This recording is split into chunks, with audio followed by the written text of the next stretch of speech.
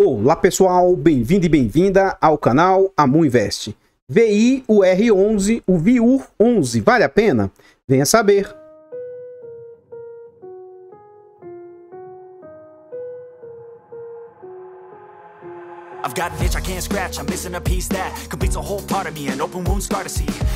Então, pessoal, este é um fundo imobiliário de tijolo. Ele é um fundo imobiliário aí do setor de renda urbana, setor híbrido, né? Na data que eu gravo o vídeo, esse fundo está sendo negociado ali a 8,43. Ele entregou de dividendo nos últimos 12 meses 10,27, que para mim é um dividendo alto, tá? Aí você tem que entender o porquê que esse fundo tem um dividendo alto. Ele está sendo negociado a um PVP de 0,93, ou seja, um fundo está sendo negociado abaixo do seu valor patrimonial. Apesar dele estar sendo negociado com 7% de desconto, esse fundo teve uma alta valorização nos últimos meses aí. E é um fundo que vem negociando uma média liquidez, negociando quase 400 mil por dia. Uma média de 395 mil por dia ele negocia. E nos últimos 12 meses, o fundo valorizou aí mais de 22%, o que é uma alta expressiva, na minha humilde opinião, o que eu vejo de forma positiva aí no critério de valorização do fundo. Neste site, a gente vê aqui as negociações do fundo desde que ele veio ao mercado. Então, novamente, esse fundo está sendo negociado a 8,42. No último ano, ele teve como mínima de 6. Então, note o quanto ele já está sendo negociado, né? Acima das mínimas. Isso só de um ano para cá. E a máxima que o fundo chegou é 8,62 também no último ano. Então, o que a gente observa? Em 2021, lá no mês de junho de 2021, esse fundo veio a mercado. Ele era de base 100, tá? E no decurso do tempo, ele migrou, ele desdobrou para a base de R$10. Então, ele estava sendo negociado ali a R$10. Em novembro de 2021, esse fundo aí atinge as mínimas da época, tá? Até então, que era próximo de R$7. Ele teve uma queda gigantesca em poucos meses, mas isso se deu não só em razão do risco que o fundo possui, mas também de condições do mercado. Os fundos de tijolo começaram a sofrer muito nesse período aqui. O fundo fica meio que lateralizado, desde R$7 a mais ou menos 8, né? Ele fica oscilando entre R$7 e R$8. E aí, no mês 7 de 2022, o finalzinho do ano, próximos às eleições, o mercado deu uma boa animada e o fundo sai lá de 7 e chega a ultrapassar os R$8 durante um período. Mas, rapidamente, o fundo volta a ter queda, né? E aí sim, ele rompe a barreira dos 8, chega próximo aos 7, repica para próximo dos 8, mas aí, desde dezembro de 2022 até março de 2023, aí o fundo atinge um novo buraco, uma nova mínima. E aí ele ultrapassa a barreira dos 7 e fica ali próximo dos R$6, inclusive foi a mínima histórica desse fundo. Mas, de lá para cá, se a gente pegar, ó, desde a mínima de R$6 até hoje, o fundo já valorizou aí nesse período, ó, quase 40% de valorização. Uma valorização aí bem expressiva. Se a gente pegar o pico, desde que as mínimas históricas dele, o fundo chegou a ter 42% de valorização. Então, os grandes investidores aí, não só brasileiros como do mundo, eles dizem muito assim, olha, não adianta você comprar um bom ativo, e sim você comprar um bom ativo a um bom preço. Então, poxa, não estou fazendo juízo de valor aqui para dizer se esse é um ativo bom ou não, mas...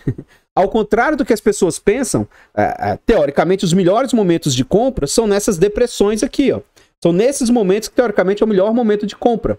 É quando, teoricamente aqui, acontece todo esse desespero por parte do mercado. Isso eu estou falando porque, não que eu saiba, né?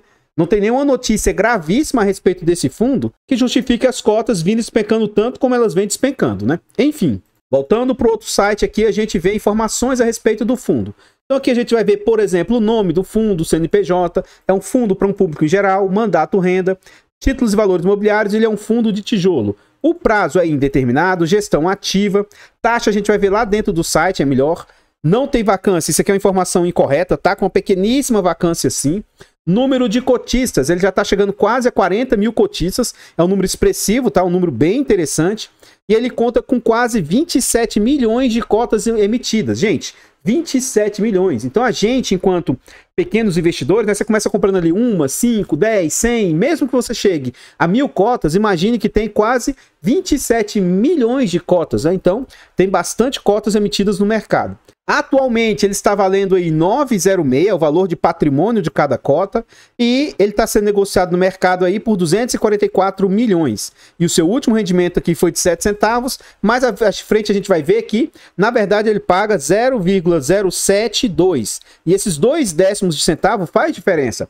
Porque se você recebe 10 cotas desse fundo, se você tem 10 cotas, você não vai receber só 70 centavos. Você vai receber 72 centavos. Agora, imagina que você tem 1.000 cotas. Então, 1.000 cotas, você não vai receber, provavelmente, aí só R$70. Você vai receber R$72. Então, quanto mais cotas você tem, esses decimais aqui fazem diferença aí. Continuando, a gente vê a rentabilidade do fundo. É um fundo que não tem 5 anos de rentabilidade e ele tem só 2 anos. É pouquíssimo tempo. Mas eu gosto de ficar sendo também chato, sabe? Assim como as pessoas veem nos comentários, às vezes de forma infundada, e traz alguns comentários ou por desconhecimento, ou até mesmo por besteira, eu gosto de ficar batendo nessa tecla. Por que que eu vou investir em renda variável se a Selic me dá 13%? Primeiro que você pode ver que já começou o ciclo de queda, né? É 13% bruto, se você descontar o imposto de renda, os 13% já mal dá 12%, e hoje, como ele caiu de 13,75 para 13,25, cada vez vai começar a render menos a Selic, então isso aqui já é uma justificativa, porque ela não é sempre 13%. A média da Selic ela é menor do que 8%, entendeu? Então, já não é por aí, mas enfim. Aqui a gente vê o seguinte, mesmo em pouquíssimo tempo, hoje esse fundo é o que apresenta a maior rentabilidade de todos os indicadores. Se você observar aqui, ó, nesse período dos últimos 2 anos, o IFIX, que é o índice dos fundos imobiliários, rendeu 17%. O IPCA, que é a inflação média do período, foi de 14%. O IDIV, que é o índice de dividendos das ações deste período, foi 18%. O CDI, 23%. E esse fundo, mesmo com todos os percalços que ele vem enfrentando, ele já teve uma rentabilidade de 24% nos últimos 12 meses. Isso porque ele teve queda durante todo esse período aqui, ó. Imagina se esse fundo estivesse na base de R$10. Tudo isso aqui, ó, atrapalha a rentabilidade do fundo, tá? Porque todas essas quedas aqui influenciam. Nesse período, o fundo continuou pagando. Então, não fosse essas quedas aqui, a rentabilidade do fundo estaria ainda maior ainda, né? Continuando aqui, a gente vê sobre as entregas do fundo. Então, aqui a gente vê que já há um bom tempo, o fundo vem lateralizado aí, entregando mais ou menos 7 centavos. Ele teve uma entrega extraordinária de 8, mas geralmente ele está entregando 7 centavos. E é aquilo que eu falei, ó, 7,2. Então, note que ele tá aqui, ó, 7,1, 7,2 e tal, tá? E um detalhe que eu quero que vocês vejam, desde janeiro de 2022, o fundo tá entregando essa média de 7 centavos. Por que que eu quero que vocês vejam sobre isso? Para eu explicar por alto, aqui dá pra gente ver muito claramente. Se o fundo, desde essa data aqui, ó, desde janeiro de 2022, ele vem pagando 7 centavos e não oscilou a sua entrega. Por que que aqui vai oscilando o seu dividendo? 0,91, 1%, 0,86, já chegou a ser 1,18 e agora caiu para mais ou menos 0,86, 0,85. Então, o dividend yield, gente, é algo que ele tem distorção. Por quê? Manteve estável o dividendo nesse período. Então, para o dividend yield subir ou cair, é por causa da cotação. Se a cotação do fundo cair, o dividend yield vai subir. Se a cotação do fundo subir, o dividend yield vai cair. Então, quando você vê nos sites pessoas que compram só por dividend yield, essa pessoa pode estar sendo induzida a erro. Você vê o caso do HCTR, Deva, Versalhes, são fundos que estão com o yield lá nas alturas. Mas isso não é porque o yield subiu. Pelo contrário, o fundo vai ter um corte no dividendo que ele distribuía. Mas a cota despencou tanto que mesmo ele distribuindo menos dividendo, ainda assim o dividend yield subiu. Então, cuidado, né? Não sei se eu estou me fazendo entender. Qualquer dúvida, deixe nos comentários que eu tento explicar melhor aí para vocês. Então, pessoal, antes de a gente continuar vendo mais a respeito desse fundo imobiliário, eu trago aqui formas de apoio financeiro ao nosso trabalho. Se vocês gostam aqui do que a gente faz, considere nesse vídeo fazer uma doação para o Pix do canal, amuinvest@gmail.com. Qualquer doação é muito bem-vinda. Outra forma de apoio financeiro, os nossos canais Amuinvest, Amufiagro e Amudicas, ambos contam com um clube de membros. São vários e vários benefícios aí de ser membro dos nossos canais. Considere se tornar membro, é um valor baratinho a partir de 10 centavos por dia, R$ 2,99 por mês. Desde já agradeço imensamente. Outra forma de apoio financeiro, nós temos uma planilha de controle financeiro.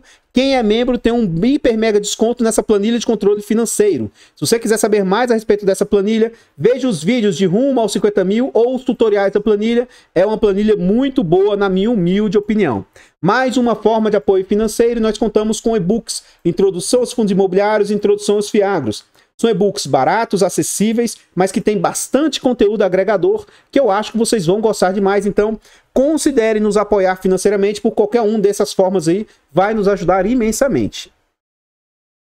Dando continuidade, agora nós já estamos dentro do relatório gerencial. Então, esse aqui é o relatório mais recente do fundo, referente ao mês de julho. E o que a gente consegue observar aqui? Tem o índice do fundo aqui, né, das informações, onde está cada página, cada informação. E aqui dentro do relatório a gente consegue ver sobre o nome do fundo, né, a gestora, o administrador, código e outras informações. Então, na data de fechamento desse relatório, cotação a 8,40, ele vale 9,6, quase 27 milhões de cotas. O fundo chegando ali quase 40 mil cotistas. E esse fundo, até 500 milhões, a gente viu lá que ele tem um patrimônio de 200 e poucos milhões, né?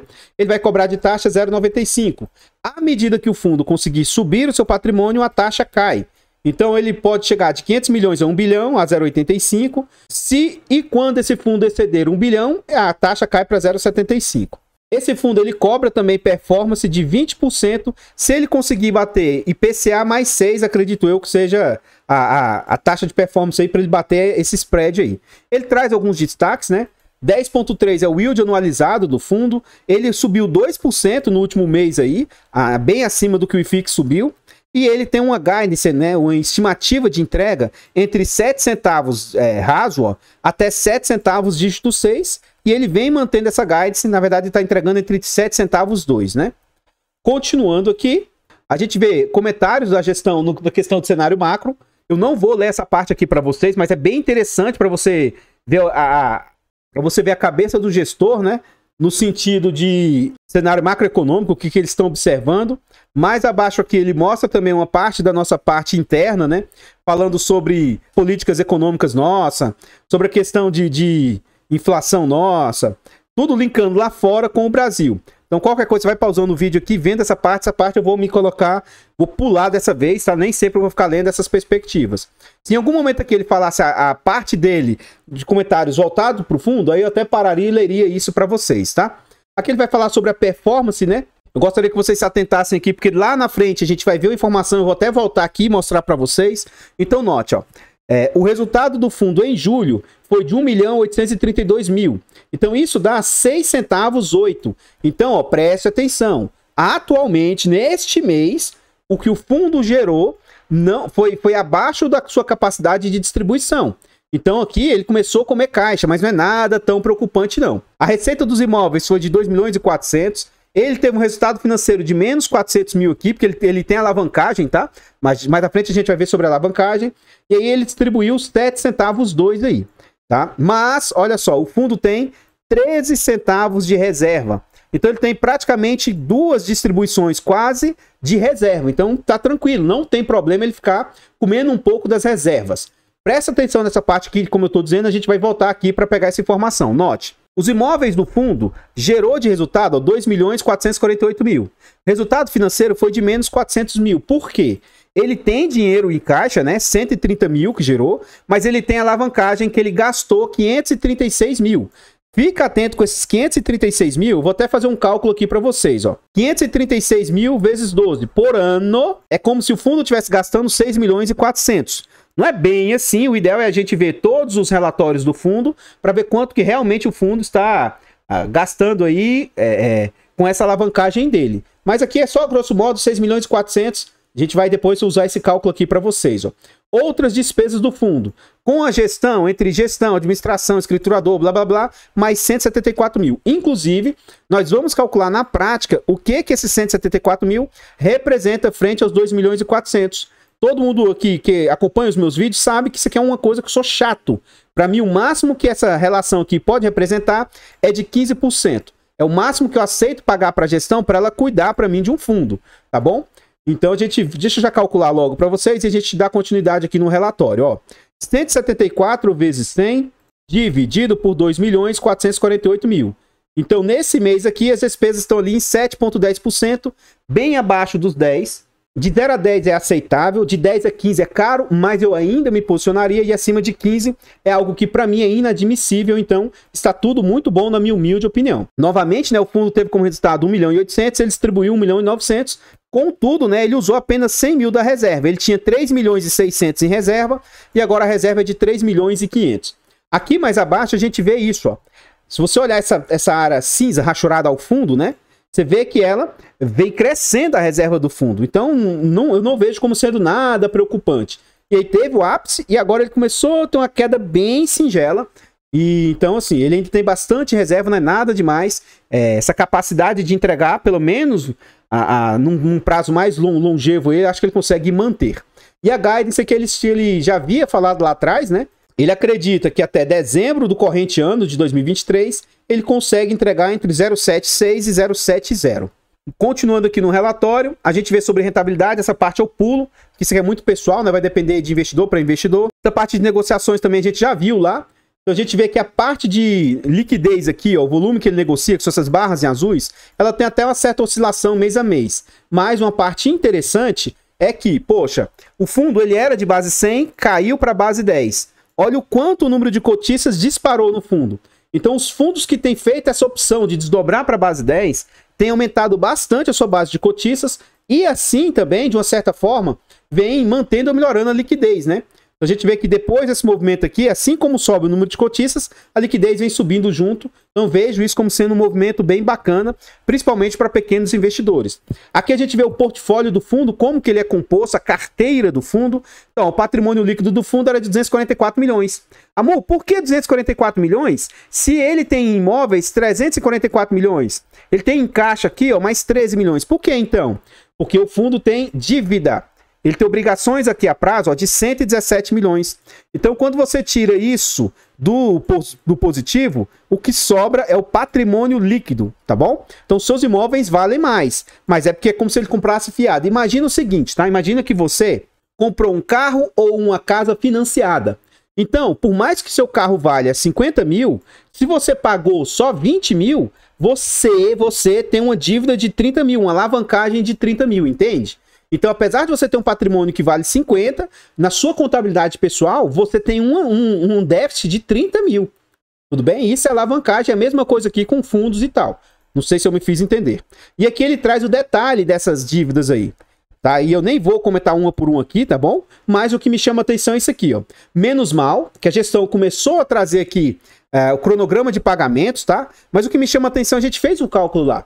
Não dá pouco mais de 6 milhões. E como é que ele está pagando mais de 12 milhões no ano de 2023? Então, assim, isso para mim, a gestora tinha que passar a se comunicar melhor e explicar isso para nós, ó. Eu sou um Zé Goiaba e acredito que muitos de nós, muitos mesmo, sejam iguais a mim. Então isso aqui, a gestora tinha que deixar muito claro, como se fosse explicando para uma criança como é que funciona isso. E aí um ponto de atenção é este, ó.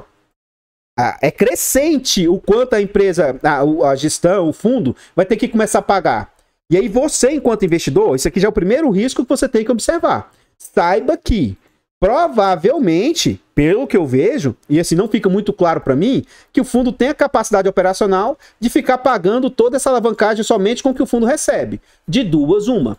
Ou o fundo vai ter que tentar subscrever para amortizar isso aqui, ou ele vai ter que vender imóveis aí. Mas isso, para mim, é uma grande falha da Vinci e de muitas e muitas gestoras, porque nessa parte eles não se comunicam com clareza. Na minha humilde opinião, eles poderiam melhorar e explicar isso aqui.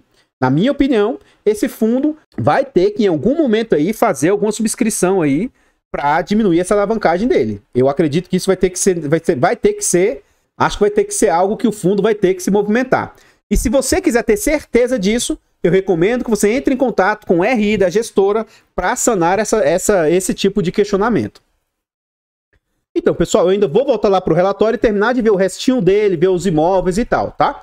Antes da gente continuar, então, aqui agora eu trago formas de apoio gratuito ao nosso trabalho. Se você gosta do que a gente faz nesse vídeo, deixa o like, comenta, compartilha, se inscreva no nosso canal e ative o sino. Tudo isso é de graça, mas pra gente faz muita diferença. Comenta aí pra nós. E aí? Você tem esse ativo? Você gostou das informações que eu trouxe até aqui? Você teria cotas desse fundo no seu portfólio? Comenta aí para nós, seu comentário é muito importante. Eu, particularmente, tenho esse ativo aqui, tanto na minha carteira aberta quanto na minha carteira fechada. É um ativo que eu reputo, para mim, tá? Para os meus critérios, é um fundo de alto risco. Mais à frente eu ainda vou mostrar outros pontos de risco que eu vejo no fundo. Então, assim, ó, eu tenho na minha carteira desde fundos altamente seguros para fundos medianos e para fundos arriscados. Então esse é um fundo arriscado, eu tenho consciência do risco que eu corro nesse fundo, mas para quem acompanha aqui a minha carteira pública, quanto a minha carteira privada eu não mostro, né? Eu faço gestão de risco, eu não faço autoexposição, eu não coloco meus ativos na minha vida no risco de ruína, né? Então se acontecer algo gravíssimo, nesse fundo ou em qualquer outro fundo do meu portfólio, não vai ser amplamente afetado, tá bom? Então eu tenho esse ativo, mas o fato de eu tê-lo não significa que ele seja bom ou ruim, ou que isso seja uma indicação de compra, venda ou manutenção do ativo. Nós temos um canal secundário, o canal Amuf Infra, e o nosso objetivo é chegar a 1000 inscritos. A gente está crescendo bem, já contamos com 425, ó, quase chegando nos 500, mas a nossa meta é lá, ó, 500, 700, 1000, nos ajude a chegar nos 1000 inscritos, que é muito importante, tá bom? Os nossos 4 canais estão em outras plataformas, vá lá nessas plataformas, siga, se inscreva, deixe o seu comentário lá, ó, no Instagram a gente abre caixas de pergunta com frequência, deixe o seu comentário lá, porque a gente vai tentar responder o mais rápido possível. Voltando aqui para o relatório, a gente vê agora os indicadores do fundo. Então, o aluguel médio do fundo vinha no crescente, ó, de R$ 25,2 reais por metro quadrado, chegou a ter um ápice aqui de R$ 27 reais e caiu para 26. Eu acredito que essa queda do aluguel médio aí tenha se dado em razão dessa vacância que o fundo começou a sofrer, ó. Então, como ele está com uma pequeníssima vacância de 3%, isso vai impactar na média do aluguel recebido, né? Se ele está recebendo menos, né, e tem a mesma área para alugar, um ponto positivo é que ele não vem enfrentando inadimplência, as pessoas vêm pagando direitinho, isso é um ponto muito positivo. Aqui começa a ter outro ponto de risco do fundo. Note, o fundo ele é altamente concentrado em empresas do setor de educação, tá bom? Então esse é um ponto que tem que tomar cuidado se você quiser investir nesse fundo. Eu particularmente nem gosto do setor de educação, mas eu optei por ter esse ativo, porque em entrevistas dos gestores, eles mesmos têm intenção de diversificar o fundo e vir mais para outras setores que não sejam apenas educação. Mas hoje, 83% do fundo é setor de educação. Ele tem ali 9% em varejo e 8% em saúde.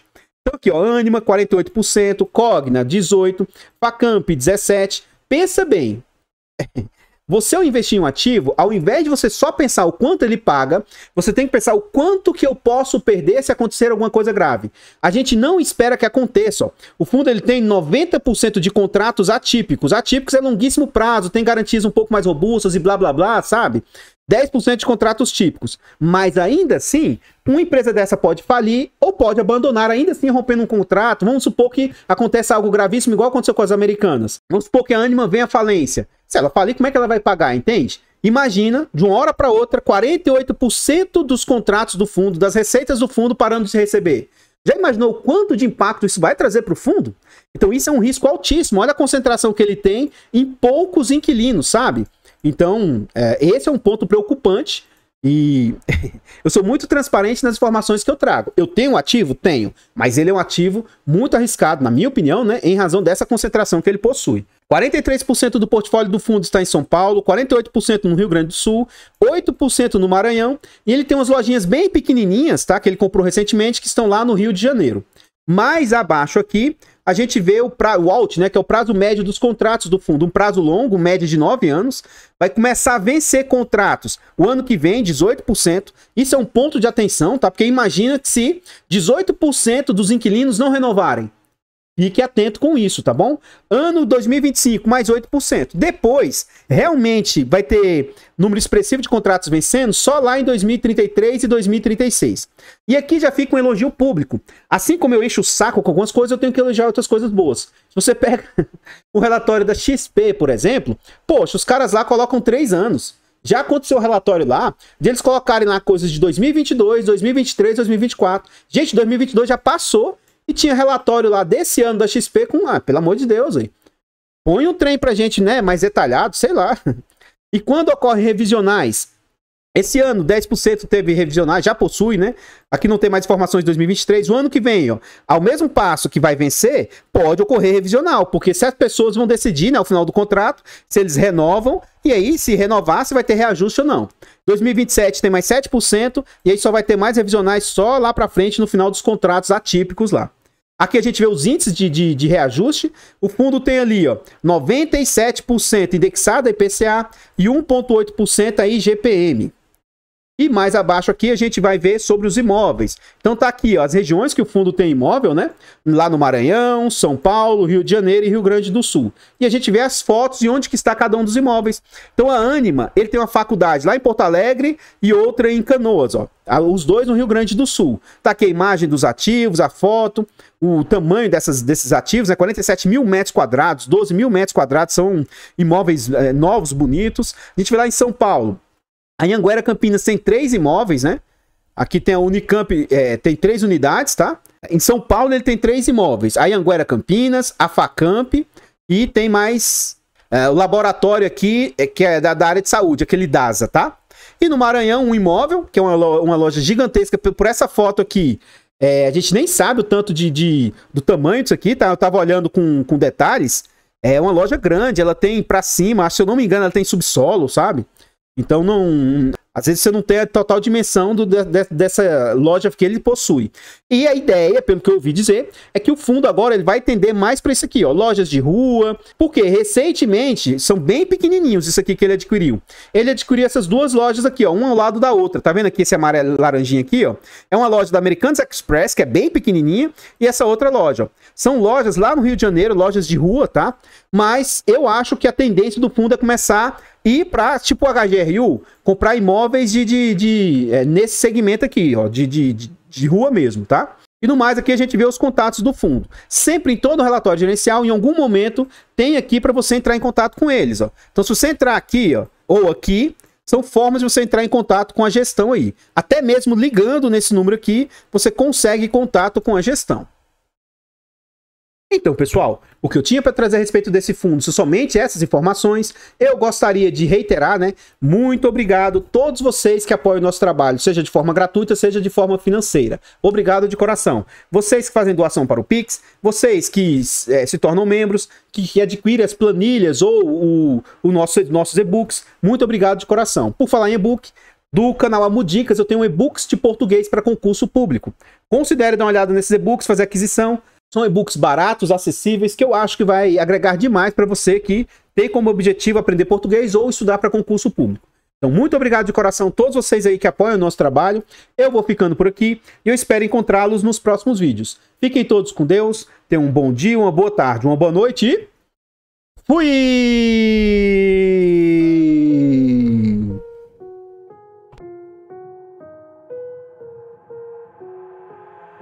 I've got an itch I can't scratch, I'm missing a piece that completes a whole part of me, an open wound scar to see. Everybody come here, gather round, welcome to the freak show, the best in town. What the hell's wrong with me? I don't get along with anybody, honestly. I've been living in my own head, constantly thoughts jumbled round, think I need a new lobotomy. Wait, all these thoughts are too negative. I don't wanna get lost in the sedative. Gotta show them what I got, I'm competitive. You know I'm about to go off, I won't let them win, I'll take a stab. I wanna chase a bag, I wanna weigh, I can change all the things I lack. I gotta face the facts, I got a taste in that. Got me obsessed with the rest, I got an itch to scratch.